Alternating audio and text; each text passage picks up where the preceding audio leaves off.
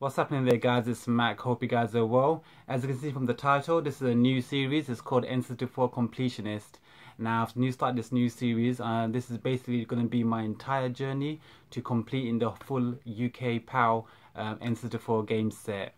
Now, this is going to be a collection of all of my types of videos that I do for like pickups and stuff like that. I'm going to try and narrow all the pickups for N64 specifically into this series, as well as I'm going to sort of go into a little bit of other types of specifically N64 type questions, and I will try and answer them all over here, and I will try and do videos in regards to N64 collecting.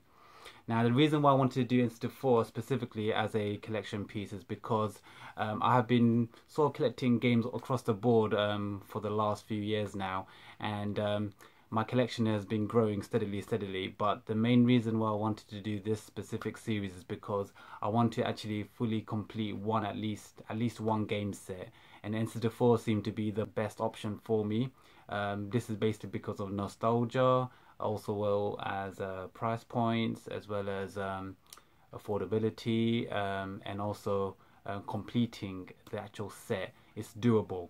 I've seen in the past where there's a lot of game sets that I've tried to sort of look at and maybe thought about collecting for and completing, but I'm the type of person that if I go for trying to complete a set, it's going to constantly bug me until I finally actually complete that set.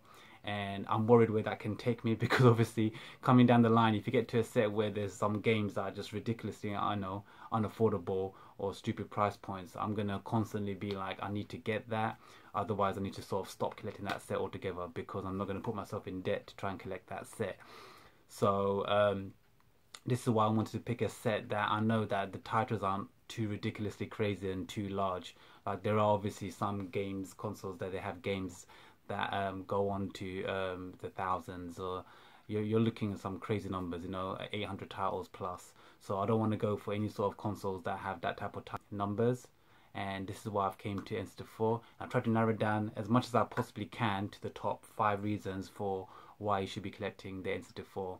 So I hope you guys are going to enjoy this new series that I've started. This is N64 Completionist. So I hope you guys are going to enjoy this journey with me. This is going to be my journey to completing the N64 PAL region complete game set. I don't know how long it's gonna take. It may be a few months, it may be a few years, but anyway, we're gonna stick with it, and we're gonna constantly do new episodes, constantly upgrading and showing you all of my entire pickups. Eventually we're gonna have the complete set, hopefully, and it will all be within this series. So anyway, enjoy the ride. This is the first episode. Hope you guys enjoy it. So this is my top 5 reasons to collect for the N64. Reason number 5 is price point. Comes to price point, you got to pick up a console game that that is affordable and you can complete over time. And at the moment, I know with the Nintendo Entertainment System and the Super Nintendo Entertainment System, it is just ridiculously crazy to pick up games for that. And there are some really expensive titles, and I don't want to go into details, but obviously you guys know about the rare titles and why they are so expensive, and why they're astronomically rare and really high in prices. But no one's sort of, at the moment, at this stage, because everyone's so focused on NES and SNES, and also some Mega Drive games have sort of gone up a bit in recent times, but everyone sort of has overlooked N64 for some reason. I don't know why, and it seems like N64 games are just not that ridiculously priced at the moment. I mean, there are some games, but you're looking at probably 60 to 70 pounds as being the more expensive titles, but generally they are really cheap. And price point wise, I've seen a lot of games that go for under £5, so they're the ones that I'm sort of looking at to pick up in the initial stages. And definitely I think you guys should really be picking up N64 games because of the price alone. Now, there are a few categories within the price range that you need to sort of look out for. You've got the complete in-box games, which go for really expensive prices. Individual games that are normally really cheap can be so much more expensive when it comes to getting the complete box in really good pristine condition, as well as the actual inlay manual and all that stuff. So I recommend that you should go for just the cartridge alone.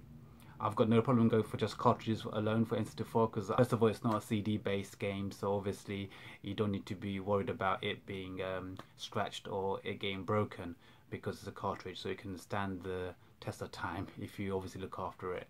So cartridges unboxed, they go for really cheap. Cartridges alone, I always find that they're like £7-8, but complete in box you're looking at £30 straight away. And I'm thinking that difference in price is just ridiculous. So definitely, I think you guys should always go for like the unboxed games if you guys are collecting for the full set, and it's definitely more affordable in that way, and that's why it helps when it comes to price point. Reason number 4. Now, the reason that you should also collect N64 games is the actual end label. Now, N64 games don't actually have end labels on their cartridges, but it's something that a lot of third-party, external companies have actually started making unofficial end labels. You can get ones with the red label, you can get ones with the white label, you can get ones with the black label, you can get ones with the grey color label, or you can get ones with just the literary cover of the actual artwork on an end label. And I think it looks really cool. You can pick them up for, a lot of places sell them for under £20, and you're looking at the entire label collection for the entire set. You can get them for the entire Japanese set, you can get it for the entire North American set, you can also get it for the entire PAL region set. For PAL you're looking at 242 titles, and you can get that all for under £20. So I think it's a really great bargain. You can pick that up from eBay or a lot of online retailers. And once you have the labels, you can put them on your cartridges, and it just looks fantastic with the collection all stacked up, so you don't have to go in and dig out the game. So I think it's a really good, easy, cheap fix to actually make your collection look nice, so it helps out your collection, and I think it will look really good for your collection as well. So that's another reason for you to pick up those N64 games for that collection. Reason number 3 would be the nostalgia aspect of collecting for N64. This was a game console that was out during my early teens, late childhood, early teens, and I literally grew up on this console. This was one of those consoles that was around. I remember literally begging my parents to buy this console. We eventually got it, and I was so excited to put in the first game, and I was completely ecstatic by the games that were on there, and I absolutely loved it. And it's a very pivotal moment in my personal childhood. But just before the moment when I went into college and sixth form, and I was sort of coming out of playing a lot of computer games, and this was the last moment that I remember playing with my brothers and my friends, and it was just an amazing last major console that we had in the house. It was a 4-player connected up, so multiplayer aspect of it was amazing, and we literally played that all the time. And we don't really get that time now, because I mean a lot of games consoles are now solely focused on the single player aspect of it, but obviously I absolutely love playing with my family and friends, and this was the console to do it. And I think playing, everyone sitting around one TV, crowding around one TV, playing one game, completing it as much as you can, and then passing on to the next person that can complete it, that's something that you don't really get that often now. It's quite a rarity, and this was the last console to do that in my life, in my childhood, and I absolutely love that for that reason. And this is one of the main reasons why I wanted to pick up this console as well as the choice for me to complete the set for. I don't think I've sort of feel like this for any other console other than N64, purely because of the basis that it was the most memorable one that I remember growing up. Obviously I had the Sega Master System 2, I had the Super Nintendo. Those were also amazing consoles growing up, but the N64 was one that I remember playing a lot more often, a lot more competitively, and obviously playing in the same house with 4 other people. It was just a blast to play. So definitely remember that console for really good reasons, a lot of good reasons, and this is why personally for me I classify this as a reason to pick this up, because a lot of people out there would get this because of the nostalgia aspect of it. So this is why the nostalgia is a really big impact when it comes to collecting for the N64. Reason number 2, guys, the games had no loading time. Absolutely zilch loading time. You literally put in a game, you go into a menu, it starts up the next level, you're literally bang, you're there. That was one of the big selling points of the N64, them being cartridge based and not disc based like the PlayStation. All of my PlayStation friends over there, they would know about loading times. We never had it. N64, growing up on an N64 and not on a PlayStation 1, I definitely loved the fact that we had no zilch loading time. There may have been a little bit when it comes to different frames and different actual parts of the game loading up, but not like PlayStation. It was literally very snappy, and you could get from game to game and levels to levels, and it was really cool to have absolutely zero loading time. So definitely for that reason alone, you should definitely start picking up a lot of N64 games and start playing them, because to play the old games you could just pop them in, put them on, and before you know it, you're already in the game, and there's absolutely zero loading time when it comes to that. So definitely a really good game for that. And reason number one, and the main reason for collecting for the N64 are, you knew it, it's the games. Come on guys. Mario 64, the very first Mario game in 3D. It blew my mind. It was so freaking amazing. You had a fully fledged platformer on an open world. You could literally go anywhere. That whole idea of jumping into frames, into the window portraits, and then going to a new level, that was just wicked. I absolutely love that menu system where you can walk around the actual castle, explore the castle, and then jump into the levels. The levels had secret stars, had the normal stars, had 100 coins. Pick up the 100 coins and you get a star there. Trying to collect all the stars, the secrets behind that, the freaking bosses. Just everything about that game was just on point. Super Mario 64 was one of my all-time favorite Mario games. Absolutely love this to this day. I still enjoy playing that game.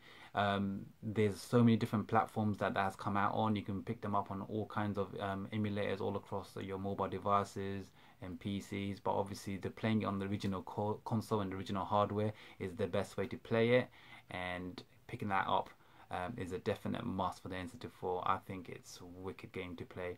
Absolutely loved it, the platform aspect. But you also had so many other amazing games on the Nintendo 64. You also had that other amazing first-person shooter that defined first-person shooter, and that was GoldenEye. 007 GoldenEye. That game was epic.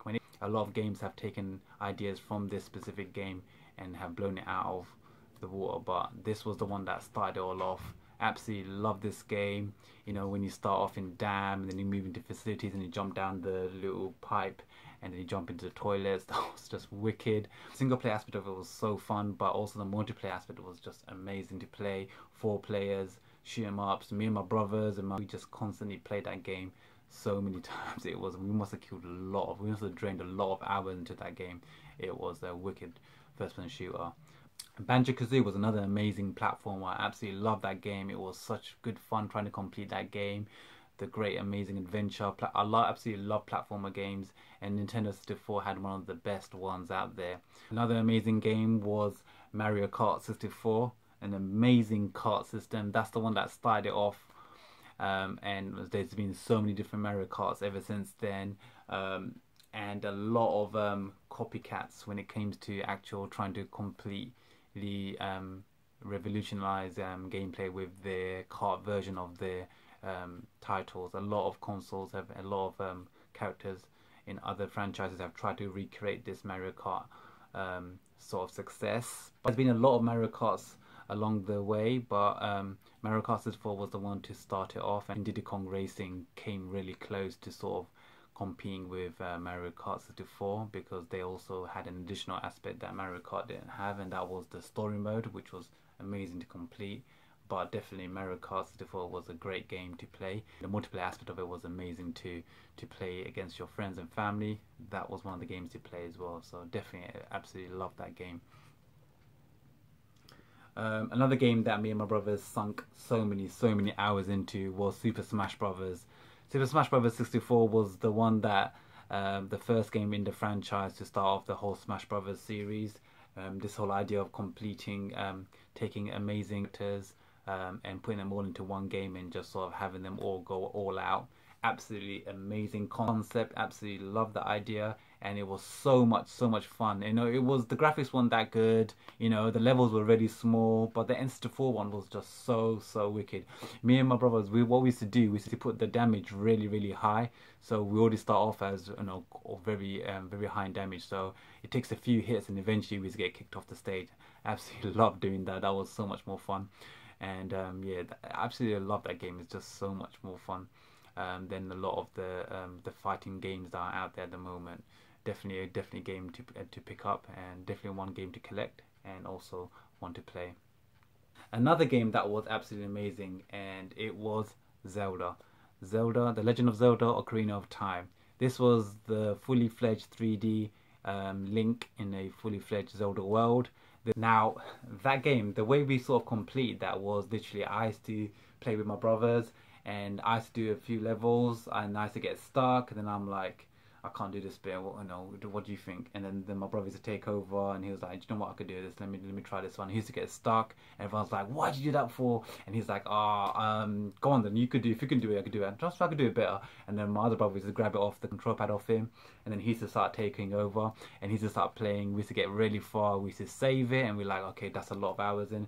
Let's start this again tomorrow. We used to go to school, come back from school, and we're like getting eager and ready to start the game. But no one used to start the game until all of us were in the same room.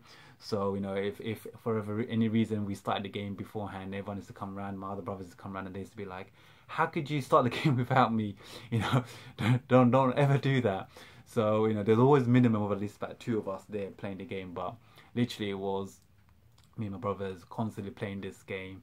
We're trying to complete it, and it was exciting to sort of unravel the next chapter of that Link story. So it was an amazing game to complete. The Legend of Zelda being that amazing action adventure game, and also almost like a platformer style game as well, a bit like Mario 64. I absolutely loved playing it. It was so much more fun completing it with my brothers, and yeah, I don't think I could ever play that game unless we had people around, because I just remember playing it and completing every single stage in little sections and big sections, and we managed to complete that entire game, and it was like a team effort. And I don't think I could play that game by myself. It's just one of those games that I remember as from my childhood, playing it with people. So absolutely love that game, and N64 had it. So that was one of the reasons why we had to pick up that system.